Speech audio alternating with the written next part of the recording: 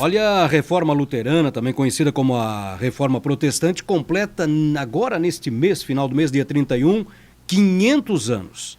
E para falar sobre esse assunto, está conosco aqui o pastor Valdinho Utrecht, da Igreja Evangélica de Confissão Luterana no Brasil, ali da rua Indonésia, como todo mundo conhece, em Balneário Camboriú. Pastor Valdinho, boa tarde, prazer em vê-lo, aliás. São décadas de Balneário Camboriú também, né, pastor? Já são 26 anos. Sinto, que bom, né?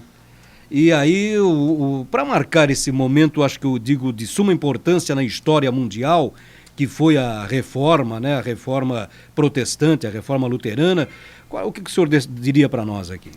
Olha, nos últimos 20 anos, digamos assim, essa temática foi pesquisada e buscada de uma forma, diria eu, impressionante, assim, nas universidades, nos debates, no estudo da história mundial, e se resgatou, de fato, muita coisa interessante que estava um tanto quanto acobertada. Me pareceu que os luteranos, historicamente, ficaram um tanto quanto quietos com tudo que aconteceu lá em 1517. Claro que teve a pré-reforma, mas 1517, 31 de outubro, é a data assim, que se estipula como o dia da reforma. E de lá para cá, muitas coisas aconteceram, muitas coisas mudaram nas relações entre as igrejas no mundo inteiro, sendo que antes nós tínhamos lá até 1517 os católicos, a Igreja Católica, que era uma igreja só, e os ortodoxos, que já mais cedo fizeram uma separação. A reforma não queria, de fato, nenhum tipo de separação, ela aconteceu. E mais adiante, então, os protestantes como tal, a partir do que hoje é a Alemanha, se organizaram e estão hoje no mundo inteiro. Maravilha. E no Brasil chegou exatamente com a imigração alemã para o Brasil. Foi porque foi na época em que se incentivou para que europeus viessem ao Brasil, especialmente, mais fortemente alemães, porque lá havia uma crise muito grande, 1800 e tanto, e em 1824, então, vieram os primeiros imigrantes. E interessantemente, 95% deles eram evangélicos, assim chamados, eram os protestantes, eram os luteranos, que então colonizaram aí São Leopoldo, Rio Grande do Sul, lá no Espírito Santo, Rio de Janeiro, aqui no Vale do Itajaí, Blumenau, de uma forma bastante forte, e por isso que então a igreja se disseminou, ela cresceu aqui nas nossas terras, né, no Brasil. Perfeito. E olha, vamos ter, já tivemos agora recentemente na Câmara de Vereadores de Blumenau, tivemos na Assembleia Legislativa, Balneário Camboriú, dia 31, terça-feira, que é o dia da reforma.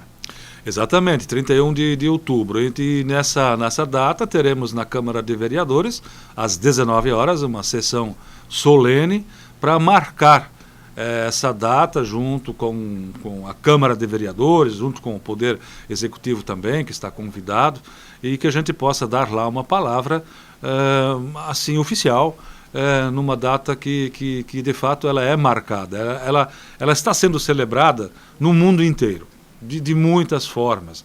Algumas até um tanto quanto festivas demais, mas eu acho que é uma data para refletir, para pensar, porque a Igreja Luterana, ela soube se fazer ecumênica ao longo do tempo.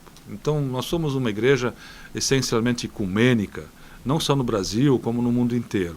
E hoje a Federação Luterana Mundial, ela congrega algo em torno de 100 milhões de luteranos, que são divididos em muitas igrejas que têm sua autonomia. Mas tem muito mais igrejas luteranas que ainda não estão dentro da Federação Luterana Mundial. Então, sua base doutrinária, ela é igual para todas as igrejas, né?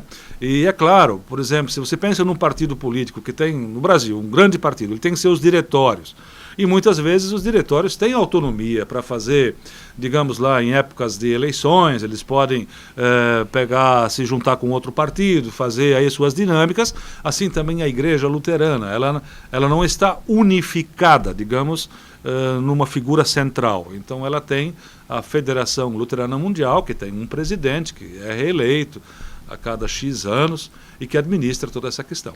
Aqui no Brasil, a denominação mais conhecida, então, é Igreja Evangélica de Confissão Luterana no Brasil. Exatamente, e temos uma igreja co-irmã, que é a Igreja Evangélica Luterana do Brasil, que inclusive tem uma comunidade também em Balneário Camboriú, na Vila Real.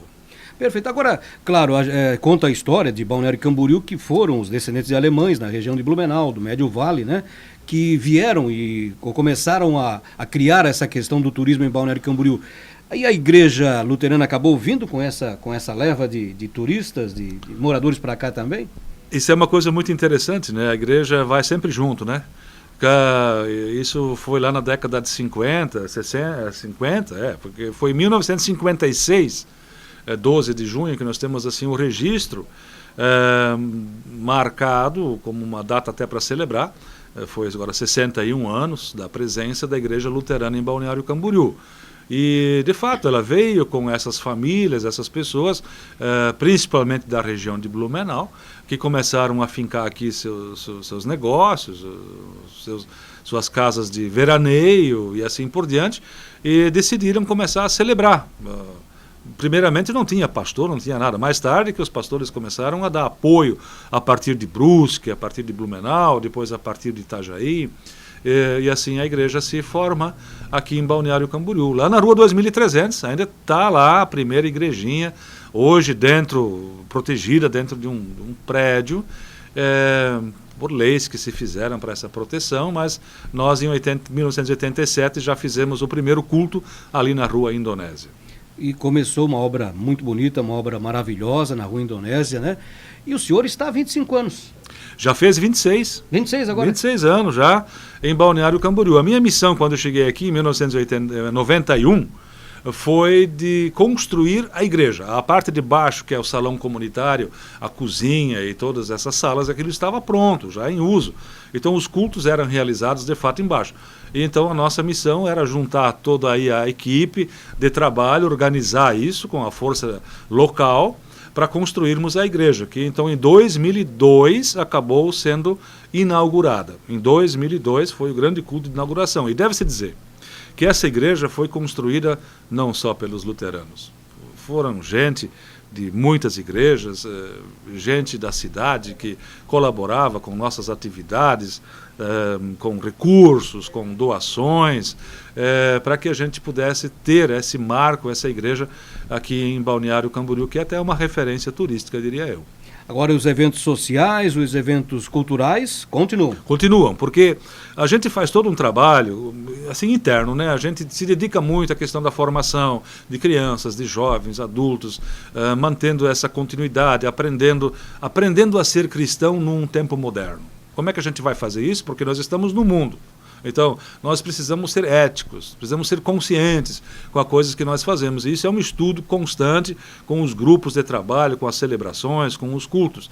Mas também damos muito valor, e aprendemos isso com o velho Lutero, damos muito valor à celebração, à festa. Quer dizer, juntar o povo, juntar as pessoas que têm um bom ambiente, onde suas famílias possam estar, possam se divertir, possam comer bem. Aliás, os luteranos sempre dizem que um luterano com fome não pensa direito. Então ele precisa comer bem para pensar direito. Perfeito. E olha, uma grande homenagem que fez Balneário Camboriú é denominar a Avenida Paralela à Avenida do Estado, né, o binário ali, como Avenida Martin Luther, né, em homenagem a Martim Lutero. Exato. Isso é maravilhoso. A gente entende que é uma homenagem que faz Balneário Camboriú por tudo que representou e representa ainda a comunidade luterana em Balneário Camboriú. Nós aqui temos, eu digo assim, no começo lá, quando a Rádio Menina começou essa questão de ajudar as famílias, essa assistência às famílias, eu lembro uma vez o pastor Valdinho disse, não, tem umas cestas básicas aí que eu vou encaminhar para vocês, e foram umas belíssimas cestas básicas que a gente agradeceu de coração, e talvez tenha sido aquele o pontapé inicial para esse trabalho que até hoje é realizado pela Rádio Menina. Eu Correto. fico feliz. Muito bem, nós continuamos fazendo isso também, essa assistência social com roupas, medicamentos, alimentos ou encaminhamentos. A igreja tem que estar aí para isso, né? Ela tem que estar aí para servir ao próximo e em especial ao menos favorecido, ao pobre, aquele que foi deixado à margem desse processo tão complicado que hoje é a nossa sociedade de produção e de consumo. Olha, falamos da história, falamos da fé, falamos desses momentos importantes que vive a religião, que viveu, né, 500 anos atrás a religião mundial, mas eu gostaria de perguntar para o senhor pastor Valdim, temos algum evento ainda esse ano? Estou devendo essa visita para vocês lá. Chega lá no dia 10 de novembro, a partir das 19 horas, nós teremos o último jantar à italiana este ano, são os alemães fazendo o jantar à italiana, é muito bom, muito gostoso, a turma já aprendeu como faz, depois é o 53º jantar à italiana. Estão convidados, Elias, você está convidado, traz tua turma lá que a gente vai dar muitas risadas lá, que vai ser bom a gente trocar ideia. Eu ainda quero dizer, na sessão solene do dia 31, o Frei Ladi, da Igreja Católica Apostólica Romana, está convidado e ele estará presente, também dará a sua palavra numa data tão importante como essa. Que legal, maravilha mesmo. Olha, muito obrigado pela sua visita aqui, foi muito bom revê-lo pessoalmente e o senhor sabe que nós estamos aqui, a Rádio Menina, toda a nossa equipe, sempre à sua disposição. Muito obrigado e eu agradeço o convite.